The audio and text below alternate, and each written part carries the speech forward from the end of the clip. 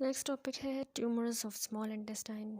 सबसे पहले intestinal lymphoma discuss किया गया है। इसमें बताया है कि गैस्ट्रो इंटेस्टाइनल लिम्फोमा जो है जीआई ट्रैक से अराइज कर सकते हैं, तो उसको हम प्राइमरी लिम्फोमा कहेंगे, या ये सेकेंडरीली डाइसेमिनेटेड डिजीज़ की वजह से हो सकते हैं, तो वो सेकेंडरी लिम्फोमा कहलाएंगे। Primary lymphoma most commonly distal small intestine में होते हैं और मेजॉरिटी इसमें non Hodgkin high grade B cell lymphoma होते हैं, जबकि सीलियक डिजीज़ में टी सेल लिम्फोमा होगा। ठीक है, ये डिफरेंस है। प्राइमरी जो इंटेस्टाइनल लिम्फोमा है ये तकरीबन 20% of the small bowel malignancy होता है।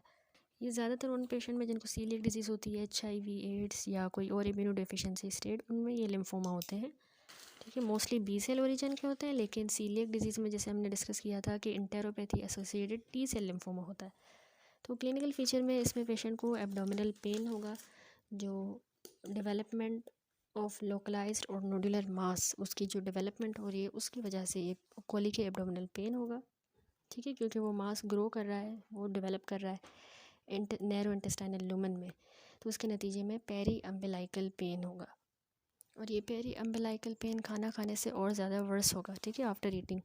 इसके अलावा पेशेंट को weight loss, nausea, vomiting, abdominal distension, intestinal obstruction, anaemia, occult blood in stool, protein losing enteropathy भी रिजल्ट कर सकती है इन हाइपोएल्बुमिनीमिया। क्लिनिकली कोई हमें पाल्पेबल लिम्फेडिनोपैथी नहीं मिलती या हेपेटोस्प्लेनोमेगैली। इसके अलावा इसमें लिम्फोमा ऑन चेस्ट एक्सरे का भी कोई एविडेंस नहीं होता, ना सीटी पे। Peripheral blood film, bone marrow aspiration, bone marrow biopsy, इन पे भी हमें कोई एविडेंस नहीं मिलता। इस लिम्फोमा को डायग्नोस हम कैसे करेंगे? हम बैरियम स्टडी करवाएंगे, तो उससे लेजन जो है उसकी साइट लोकलाइज होगी कि उसमें हमें थिकनिंग नज़र आएगी म्यूकोजल फोल्ड की, म्यूकोजल नोड्यूल्स भी मिल सकती हैं, एरिया ऑफ इरेगुलर अल्सरेशन या स्टेसिस ऑफ कंट्रास्ट मीडिया, वो स्टेसिस होगी तो उससे हमें आइडिया होगा। ठीक है, बैरियम स्टडीज़। डायग्नोसिस के लिए एंडोस्कोपी या लेप्रोस्कोपिक बायोप्सी की ज़रूरत होती है, और स्टेजिंग के लिए सीटी एब्डोमेन एंड चेस्ट रिक्वायर्ड होता है। ट्रीटमेंट क्या है? ट्रीटमेंट डिपेंड करता है stage of disease. Resection recommend की गई है अगर फीसिबल हो। इवन लेट स्टेज में भी सर्जिकल डी बल्किंग जो है उससे सर्वाइवल इम्प्रूव हो सकता है। Mainly treatment of choice surgical resection ही है, with radiotherapy and combination chemotherapy जो है वो हमने एडवांस डिजीज़ के लिए रिजर्व किया है। प्रोग्नोसिस जो है डिपेंड करती है स्टेज ऑफ डायग्नोसिस और सेल टाइप क्या है, पेशेंट की एज क्या है। इसके अलावा प्रेजेंस ऑफ बी सिम्टम्स जैसे fever, weight loss, night sweats, ठीक है, उस पर प्रोग्नोसिस पर डिपेंड करती है। उसके बाद नेक्स्ट है कार्सिनोइड ट्यूमर्स।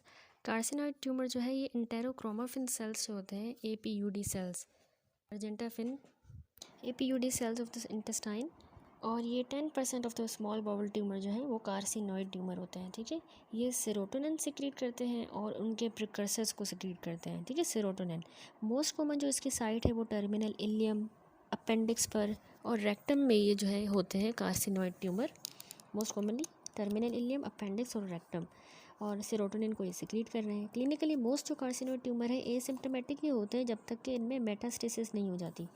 रेक्टल जो कार्सिनोइड है वो लेस देन 1 सेंटीमीटर का होगा, और अपेंडिकल जो कार्सिनोइड है वो लेस देन 2 सेंटीमीटर का होगा, कभी मेटास्टेसाइज नहीं करेगा। ठीक है, ट्यूमर जो 2 सेंटीमीटर से बड़े होंगे ना, वो याद रखिएगा मेटास्टेसाइज करते हैं 20% ऑफ द केसेस में of the appendical, and 10% of the cases में अगर वो 2 सेंटीमीटर से बड़ा रेक्टल कार्सिनोइड होगा तो वो 10% ऑफ द केसेस में मेटास्टेसाइज करेगा, छोटा वाला नहीं करेगा।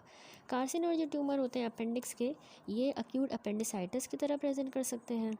बायोकेमिकल एबनॉर्मलिटीज़ में ये ट्यूमर सेरोटोनिन सिक्रीट करते हैं, ब्रेडिकाइनिन, हिस्टामीन, प्रोस्टाग्लैंडिन्स, और उनके क्लिनिकल फीचर्स प्रोड्यूस करेंगे। ठीक है, अब है कार्सिनोइड सिंड्रोम। ये क्या है? कार्सिनोइड सिंड्रोम सिर्फ 5% ऑफ द पेशेंट जिनको कार्सिनोइड ट्यूमर होता है उनमें हो ये सिंड्रोम होता है, सिर्फ तब जब ये लिवर में मेटास्टेसाइज कर जाए। अब ये सिंड्रोम मैनिफेस्ट कैसे करता है? स्पॉन्टेनियस ब्लूइश रेड फ्लशिंग होती है, प्रीडोमिनेंटली पेशेंट के फेस पर और नेक पर ब्लूइश रेड फ्लशिंग होगी, तो उससे परमानेंट चेंजेस आएंगे विथ टेलेंजेक्टेसिस। ठीक है, टेलेंजेक्टेसिस जैसे परमानेंट चेंज आ जाएगा। गैस्ट्रोइंटेस्टाइनल सिम्टम जो होते हैं इस कार्सिनोइड सिंड्रोम में, उसमें पेशेंट को एब्डोमिनल पेन और बार बार रिकरेंट उसको डायरिया होगा। कार्डियक मैनिफेस्टेशन 50% पेशेंट को होती हैं, जिसमें उनको पल्मोनरी स्टेनोसिस या ट्राइकस्पिड रीगर्जिटेशन होगी, ठीक है। और एक एब्डोमेन की एग्जामिनेशन पे हमें हेपेटोस्प्लीनोमेगैली मिलती है। इन्वेस्टिगेशन हम क्या करवाएंगे, हमें सेरोटोनिन जो मेटाबोलाइट है 5 हाइड्रोक्सी इंडोल एसिटिक एसिड, इसके एलिवेटेड लेवल मिलते हैं in the 24 hour urinary collection. More than 10 milligram हमें ये एलिवेटेड मिलेगा। और इसके अलावा सेरोटोनिन खुद भी जो है सीरम में एलिवेटेड होगा। अल्ट्रासाउंड एब्डोमेन करेंगे तो लिवर की मेटास्टेसिस पता चलेगी। सोमेटोस्टेटिन रिसेप्टर सिंटीग्राफी, ये more than 90% of the cases जिनको मेटास्टेटिक कार्सिनोइड होता है उनमें ये हमें पॉजिटिव मिलती है। उसके अलावा ट्रीटमेंट है तो कार्सिनोइड जो ट्यूमर है इनकी सर्जिकल रिसेक्शन करनी होती है अगर मेटास्टेसिस नहीं हुई, ठीक है। लेकिन अगर जो है मेटास्टेसिस हो गई है तो हम हेपेटिक मेटास्टेसिस की भी रिसेक्शन कर सकते हैं, तो उसमें भी ड्रामेटिक इम्प्रूवमेंट मिली है कार्सिनोइड सिंड्रोम वाले पेशेंट में, ठीक है, हेपेटिक मेटास्टेसिस की रिसेक्शन। और पैलिएटिव ट्रीटमेंट कार्सिनोइड सिंड्रोम का हम ऑक्ट्रियोटाइड देते हैं 200 माइक्रोग्राम हर 8 घंटे पे सबकुटेनियसली, तो उससे सेरोटोनिन की सिक्रीशन इनहिबिट होगी और पेशेंट को कार्सिनोइड सिंड्रोम से रिलीफ मिलेगा। हेपेटिक आर्टरी की ओक्लूजन और कीमोथेरेपी प्रोवाइड कर सकती हैं सिम्टोमेटिक रिलीफ कुछ पेशेंट्स में जिनमें हेपेटिक मेटास्टेसिस हुई है, ठीक है। आर्टरी को ही हम ऑक्लूड कर दें या के साथ कीमोथेरेपी दें।